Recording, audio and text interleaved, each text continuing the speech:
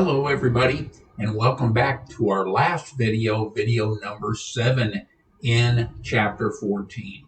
Here we're going to explain the different types of preferred stock dividends and their effect on book value per share. Here's an illustration from the Mason Company in 2025, and they distributed $50,000 in cash dividends. Its outstanding common stock has a par value of $400,000, and its 6% preferred stock has a par value of $100,000.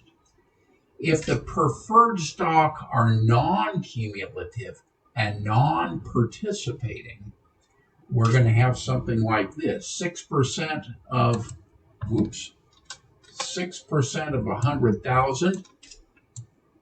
$6,000, and the remainder is going to go to common here. Okay. Now, if it's cumulative, the Mason Company is going to distribute $50,000 as cash dividends, and all the remaining components remain the same. So in number 2 here, if the preferred stock is cumulative and non-participating, and the Mason Company did not pay dividends on preferred stock in the preceding 2 years, then we're going to have $12,000 in arrears. That's 6% of 100,000 times 2, and then the current year of 6,000, and so the total of 18,000 would have to be paid to preferred, and 32,000 remaining, for a total of 50,000. Go back to the previous slide. You can see that's quite a bit different than what we would do if it was just a single year. Okay, so if it's fully participating, now the preferred stock in the current year, and it's non-cumulative, the preferred stock in the current year is 6,000. The participating dividend is 4%, so that's $10,000, and so $50,000 would be the total, and 40,000 then would be go to common stock. But the participating dividend was determined by simply taking 6% of 100,000 here, and then the common is 6% of 400,000, which is 24,000, or 30%. So the amount available for participation would be 20,000, the difference between 50,000 here and 30,000 here. So the par value of the stock that is to participate is 500,000. That's the 100,000 plus the 400,000 given in the problem. And the rate of participation, therefore, would be the $20,000 divided by, which is here, divided by 500,000, or 4%. So the participating dividend would be 4% of 100,000, and the common would be 4% of 400,000, for a total of 20,000.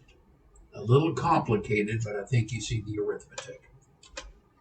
Okay, now, in this case, we're fully participating and the dividends are in arrears. So in 2025, the Mason Company is going to distribute $50,000 in cash dividends. Outstanding stock has a par value of 400,000, 6%. Preferred stock dividend has a par value of 100. So if the preferred stock is cumulative and fully participating, and the Mason Company did not pay dividends on the preferred stock in the preceding 2 years, then we're going to have our $12,000 here, our 6% in this year, So that's a total of $18,000, but the participating dividend is going to be $8,000 divided by 500,000, or 1.6% here. And we get that $8,000 by the difference between 12,000 plus 30,000 subtracted from 50,000. Okay.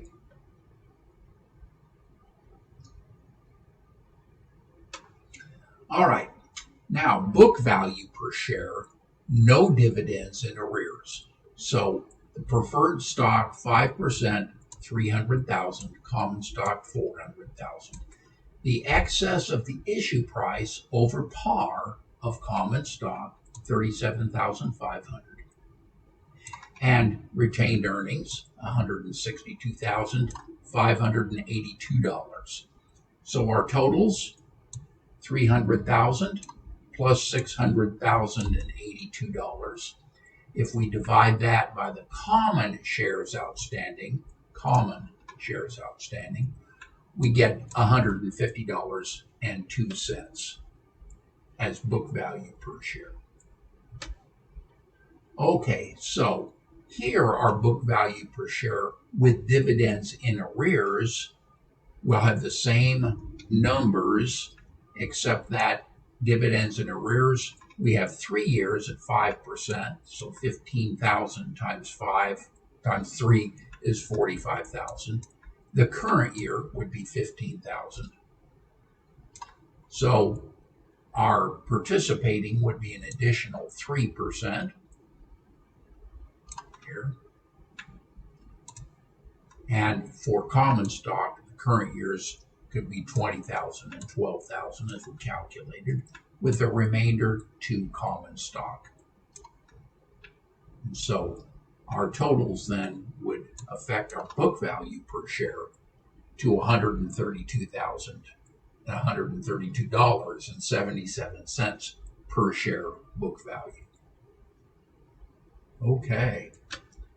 Now we'll take a look at comparing accounting procedures for stockholders' equity under GAAP and IFRS. Now, we have similarities between GAAP and IFRS, and those similarities are: 1, the accounting for the issuance of shares and the purchase of treasury stock are similar under both IFRS and GAAP. And number 2, the accounting for the declaration and payment of dividends and the accounting for stock splits are similar under both IFRS and GAAP. Several differences here, however. 1, major differences related to terminology used. The introduction of concepts such as revaluation purchase, surplus, and presentation of stockholders' equity information. Second bullet point, many companies have different investor groups than the United States. For example, Germany, financial institutions such as banks are not only the major creditors, but often are the largest shareholders as well.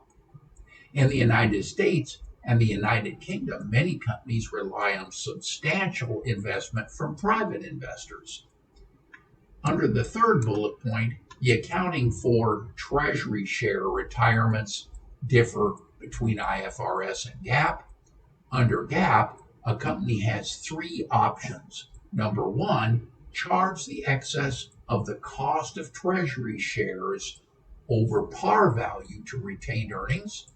Number 2, allocate the difference between paid-in capital and retained earnings. Or 3, charge the entire amount to paid-in capital. Under IFRS, the excess may have to be charged to paid-in capital, depending on the original transaction related to the issuance of the shares. The fourth bullet point, the statement of changes in equity is usually referred to as the statement of stockholders' equity or shareholders' equity under GAAP. Bullet point number 5, both IFRS and GAAP use the term retained earnings. However, IFRS relies on the term reserve as a dumping ground for other types of equity transactions, such as other comprehensive income items, as well as various types of unusual transactions related to convertible debt and share option contracts. GAAP relies on the account accumulated other comprehensive loss, income or loss. We also use this account in the discussion below. As it appears, this account is gaining prominence within the IFRS literature. And then under our sixth bullet point here, under IFRS, it's common to report revaluation surplus related to increases or decreases in items such as property, plant, and equipment, mineral resources, and intangible assets. The term surplus is generally not used in GAAP. In addition, unrealized gains on the above items are not reported in the financial statements under GAAP. All right, that concludes Chapter 14. And when we return, we will move into Chapter 15. Until that time, bye for now.